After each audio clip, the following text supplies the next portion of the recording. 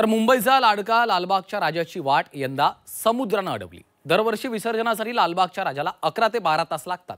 यंदा मात्र विसर्जनाला तब्बल 19 ते 20 तास लागलेले आहेत। नेमकं या विसर्जनाच्या मिरवणुकीमध्ये काय झालेलं आहे पाहूया।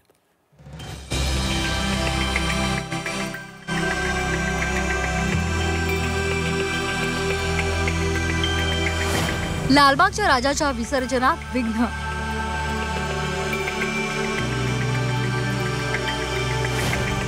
राजाच्या घरची वाट समुद्रानं अडवली।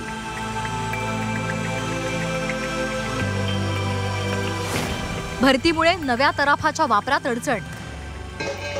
11 दिवसांच्या पाहुणचारानंतर लालबागच्या राजाची मोठ्या धूमधडाक्यात विसर्जन मिरवणूक काढण्यात आली।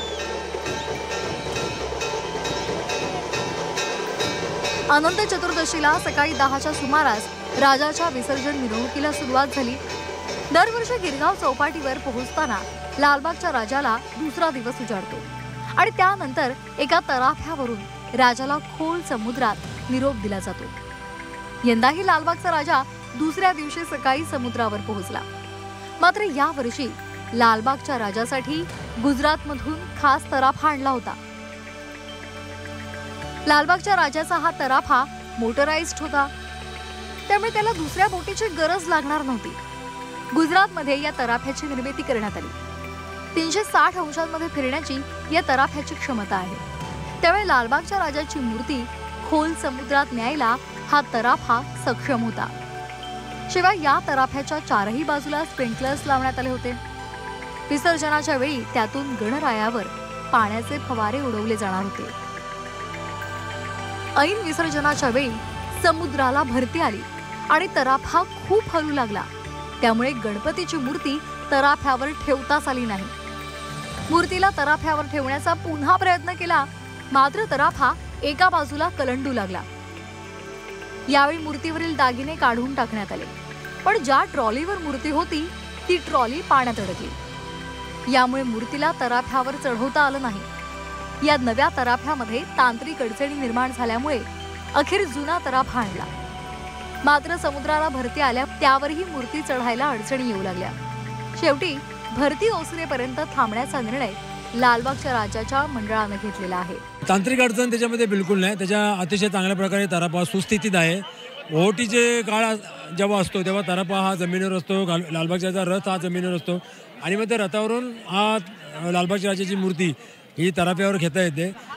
आणि आजच्या दिवसाची जी संध्याकाळची आता ओहोटी आहे, पण संध्याकाळची जी वेळ आहे भरतीची, आता आमच्या कोळी बांधवांच्या अंदाजानुसार त्यांनी आम्हाला सांगितल्यानुसार साधारण 10 ते 11च्या दरम्यान पुन्हा एकदा ती संध्याकाळची भरती येईल, त्यावेळेला तराफा रितसर म्हणजे फ्लोट होईल आणि हा अत्याधुनिक असलेला तराफा लालबागच्या राजाच्या मूर्तीला आतमध्ये समुद्रामध्ये खोल समुद्रात घेऊन गणपती आम्हाला तराफ्यावरती घेता आला नाही। एक प्रयत्न आम्ही केला होता, परंतु हे करोडो भाविकांचं श्रद्धास्थान आहे, त्यामुळे हा भावनेचा विषय आहे, त्यामुळे आम्ही थांबवलं आणि थांबण्याचा निर्णय घेतला। आता ओटी आलेली आहे, लालबागचा राजा पुन्हा एकदा गाडीवरून तराफ्यावरती घेतलेला आहे आणि आता भरती येईल रात्री 10 वाजता आणि त्यामध्ये या लालबागच्या राजाचं या अरबी समुद्रात गिरगाव चौपाटीवरती विसर्जन होईल।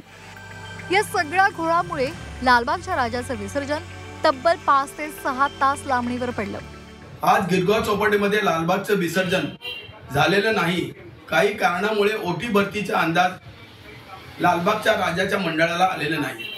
आज आम्ही वाडकर बंधू बरीच वर्ष झाली लालबागच्या राजाचं विसर्जन करत आलेलो आहोत। आज काही कारणामुळे विसर्जन लवकर झालेलं नाही आणि वाडकर बंधू जे आहेत ते वर्षानुवर्ष विसर्जन करत होते आणि आता ते करत नाही, कारण गुजरातचा तराफा आल्यामुळे लालबागच्या राजाने हा कॉन्टॅक्ट त्यांना दिलेला आहे। याच्या पुढे लालबागच्या राजांनी त्यांच्या मंडळाने विसर्जनाची काळजीपूर्वक घ्यायला हवी।